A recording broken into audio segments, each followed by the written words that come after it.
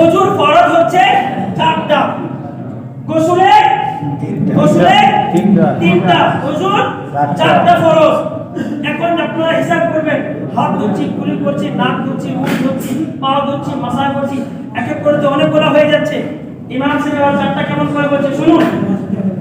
ওযুর ফরজ হচ্ছে 4টা। সর্বপ্রথম শুনেন আপনি, এই যে আপনার হাতের গাঁটু পর্যন্ত এইখান থেকে হাত ধোয়া, এইখান থেকে হাত ধোয়া 1 নম্বর। সর্বপ্রথম এইখান থেকে হাত ধোয়া। আপনি যখন এইখান থেকে হাত ধোবেন কিনা, তাহলে আপনি এটাও চলে আসলো। তো আপনার এত বড় ফরজের মধ্যে একটার মধ্যে সম্পূর্ণ চলে আসলো, একটার মধ্যেই সম্পূর্ণ চলে আসলো, তাহলে 1 নম্বর হয়ে গেল। দ্বিতীয় নাম্বার, মুখটাকে ধোয়া। কেমন ভাবে? আপনার দেখুন, এই যে কপালের শেষ সীমানা থেকে এই থুতুর শেষ সীমানা পর্যন্ত, তারপরে একটা কানের লতি থেকে আরেকটা কানের লতি পর্যন্ত এমন ভাবে ধৌত করতে হবে যেন কোনো জায়গা শুকনো না থাকে, ওর মধ্যে আপনার কুলি করা চলে আসলো, ওর মধ্যে আপনার নাক ধোয়া চলে আসলো, তাহলে কয়টা হলো? 2টা। হাত ধোয়া, মুখ ধোয়া 2টা। এখন 3 নাম্বার হচ্ছে মাসাহা করা। এই যে আমরা মাথা মাসাহা করি, আমরা মাসাহা কেমন করি? কেউ এমন করে দেয়, কেউ এমনি করছে, কেউ এমনি, নানান রকমের মাসাহা করি। কেউ এমনি কেমনে যে করছে, অনেক রকমের মাসাহা করছি। আজকে ভালো করে প্র্যাকটিক্যালি শিখে নিন। প্র্যাকটিক্যালি শিখলে কি হবে? আমি তো বলছি, শুনে মুখস্থ হবে না হোক, প্র্যাকটিক্যালি করলে সারা জীবন মনে থাকবে, একবার করে নিলে। কেমন ভাবে মাসাহা করতে হবে? এটা হচ্ছে সুন্নত তরিকা, এটা হচ্ছে ওযুর 3য় ফরজ। 4টা ফরজ রয়েছে, তার মধ্যে 3 নম্বর হচ্ছে মাসাহা করা। সুন্নত তরিকায় আমরা কিভাবে মাসাহা করব সবাই দেখে নিন ভালো করে।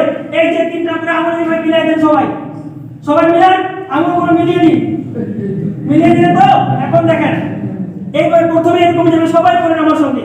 এরকম চলে গেল, ছেড়ে দিলেন। এইবার লাগবে না, শুধু 3টা আঙুল মাথা করে এইভাবে লাগিয়ে দিলেন, ঠিক আছে? লাগিয়ে দিবার পর শুধু এখানকার জলটা আমাদের চুলের সঙ্গে লেগে গেল। তারপরে তালুর জলটা বাকি রয়েছে, শুধু খালি আঙুলগুলো লাগালাম।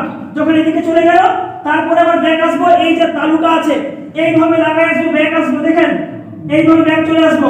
সবাই দেখে নিন, এইভাবে আপনার লাগান, এইভাবে চলে আসবো, ব্যাক চলে আসবো। তাহলে আঙুলের পানি গেল, তালুর পানি চলে গেল। এখন থাকলো কি? এই যে আঙুলটা বাকি রয়েছে, 3টা লাগিয়েছিলাম, এটা আঙুল, এই আঙুলটা বাকি রয়েছে। প্রথমে এরকম চলে গেলাম, তারপরে তালু চলে আসলো। এখন 2টা আঙুল, এই যে শাহাদাত আঙুলটা এইভাবে কানের মধ্যে লাগিয়ে দিলাম। লাগিয়ে দেওয়ার পর বুড়া আঙুলটা বেঁচে আছে, লাগিয়ে দেওয়ার পর এইভাবে আঙুলটাকে পিছন দিক দিয়ে লাগিয়ে দিলাম। লাগিয়ে দেওয়ার পর সামনের আমাদের জলটা পরিষ্কার হাতে, এখন পিছনের জলটা লাগিয়ে আছে। এই জলটাকে এইভাবে এতটা নিয়ে আসবো না, শুধু খালি হাতটা করে পিছনে লাগিয়ে দিলাম। সুন্নত তরিকা। এবার দেখে নিন একবার, এরকম গেল, তারপরে এরকম আসলো, তারপরে এই 2টা আঙুল থাকলো, এই যে কানের মধ্যে ভালো করে লাগিয়ে দিলাম, বুড়া আঙুলটা পিছন দিক দিয়ে লাগিয়ে দিলাম, কমপ্লিট। তারপরে এইভাবে হালকা করে চলে গেল, সম্পূর্ণ জল আমাদের কমপ্লিট। এটা হচ্ছে ওযুর 3 নম্বর ফরজ।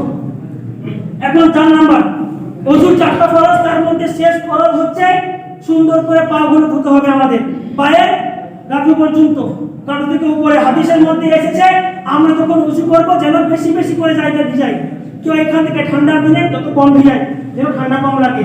কিন্তু হাদিসের মধ্যে এসেছে যত বেশি ভিজাবো, আমরা যতগুলো জায়গায় ভিজাবো ততগুলো জায়গা জাহান্নামের আগুনের মধ্যে জ্বলবে না, বলুন সুবহানাল্লাহ। হাদিসের মধ্যে এসেছে। এটা হচ্ছে ওযুর 4টা ফরজ।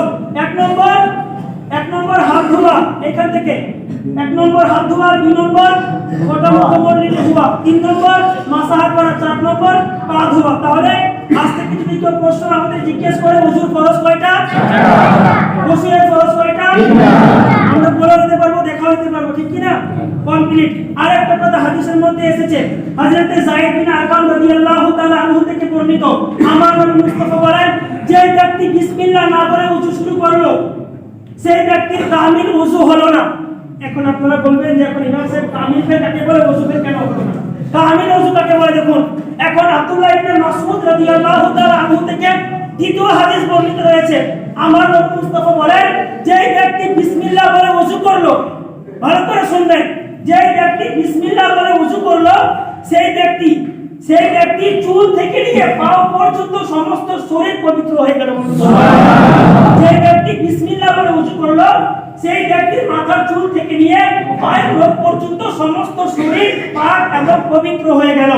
এখন যে ব্যক্তি বিসমিল্লাহ ছাড়া ওযু করলো, যে ব্যক্তি বিসমিল্লাহ না বলে ওযু করলো সেই ব্যক্তি যে সমস্ত জায়গাগুলো ধৌত করেছে শুধু খালি সেই সমস্ত জায়গাগুলো পাক এবং পবিত্র হবে। তাহলে আমরা কি করব? এই হাদিস থেকে আমরা কি বুঝতে পারলাম? আমরা বিসমিল্লাহ বলে ওযু করব, আমরা বিসমিল্লাহ বলে ওযু করব। এখন ক্লাস আরেকটা, হযরত ওমর রাদিয়াল্লাহু তাআলা আনহু থেকে বর্ণিত, আমার নবী মুস্তাফা বলেন, মিশকাত শরীফের হাদিস দ্বিতীয় খণ্ড পৃষ্ঠা নম্বর 103 এর মধ্যে লিপিবদ্ধ রয়েছে এই হাদিস কানা। আমার নবী বলেন, হযরত ওমর রাদিয়াল্লাহু তাআলা আনহু থেকে বর্ণিত, যেই ব্যক্তি সুন্দরভাবে ওযু করার পর এই যে কলমাটাকে পড়লো, আশহাদু আল্লা ইলাহা ইল্লাল্লাহু ওয়াহদাহু লা শারীকা লাহু ওয়া আশহাদু আন্না মুহাম্মাদান আবদুহু ওয়া রাসূলুহু, সেই ব্যক্তির জন্য জান্নাতের 8টা দরজাকে আল্লাহ তাবারক ওয়া তাআলা খুলে দেবেন। সেই ব্যক্তি তার যেটা ইচ্ছা যে কোনো দরজা দিয়ে জান্নাতের মধ্যে যেতে পারবে, বলুন সুবহানাল্লাহ। তাহলে বাবাজিরা আমার, আমরা জানলাম কি আজকে ওযুর 4টা ফরজ। আমরা বিসমিল্লাহ বলে ওযু করব। বিসমিল্লাহ বলে ওযু করলে আমাদের মাথার চুল থেকে নিয়ে পা পর্যন্ত পবিত্র হয়ে যাবে। ওযু করার পরে আমরা কি করব? আশহাদু আল্লা ইলাহা ইল্লাল্লাহু ওয়াহদাহু লা শারীকা লাহু ওয়া আশহাদু আন্না মুহাম্মাদান আবদুহু ওয়া রাসূলুহু। এটা করলে আমাদের জন্য জান্নাতের 8টা দরজা খোলা থাকবে। আল্লাহ তাবারক ওয়া তাআলা আমাদেরকে এইভাবে সুন্দরভাবে ওযু করার তৌফিক দান